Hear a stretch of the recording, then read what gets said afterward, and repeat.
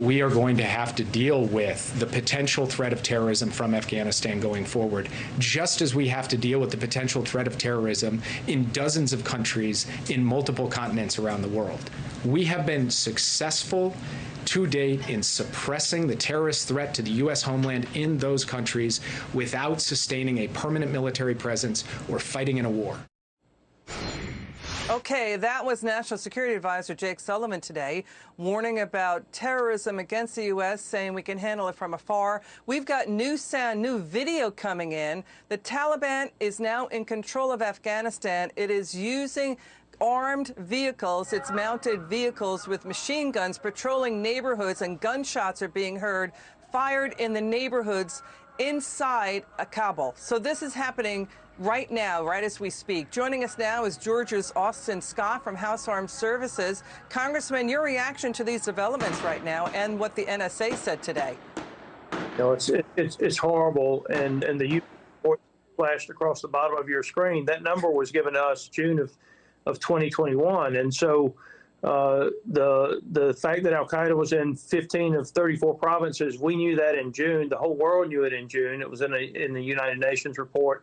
But I've been to Afghanistan, out with some of the USAID missions with the Marines at the forward operating bases. It breaks my heart to see what's happening in that country, and I want Ms. Horton and the other Gold Star families to know, you know, what your family did mattered. We have not had a major terrorist attack in the United States since September 11th, and that would have happened in this country had you know, men and women like her family and the others who lost somebody in Afghanistan and not gone over there and done what they did.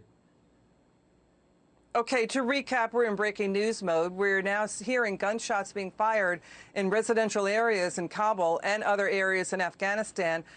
We have UN reports that are coming in that 20 terror groups are now inside Afghanistan.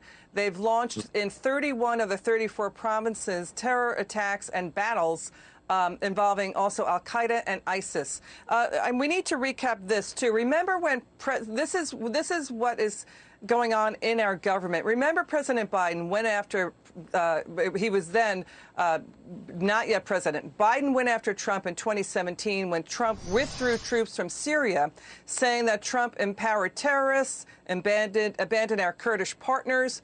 Now Biden is accused of that. What do you say to this? Look, Turkey was in the middle of an offensive. President Trump operated on of the advice of our military commanders in removing the troops. I mean, candidly, the Kurds have been extremely good partners.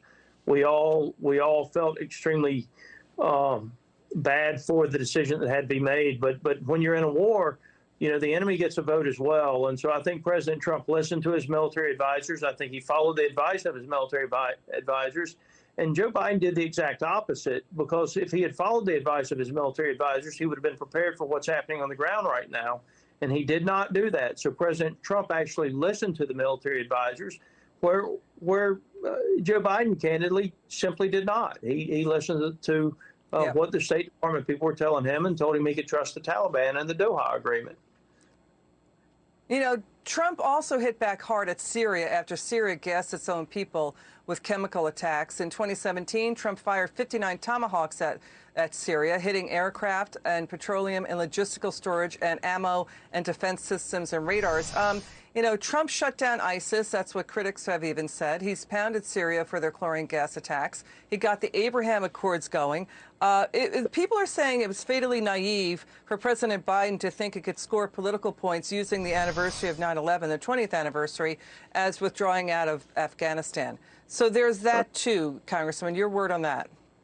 So I think he had ignored the advice of the military leaders of the United States. And I think he listened to a philosophy that ignores the fact that the Taliban is still in a jihad with the United States of America. Now, whether or not we want to be at war with them or not, they want to be at war with us. And so what has happened over the last several days, if you look back to even August the 11th, the people in Afghanistan for the United States at our embassy were putting out press releases about the USAID mission and bringing education. There's been a complete refusal to accept the facts on the ground from Washington, D.C., and from the President of the United States. And candidly, Congress needs to be back in Washington getting the facts. And I heard what Ms. Horton said very clearly.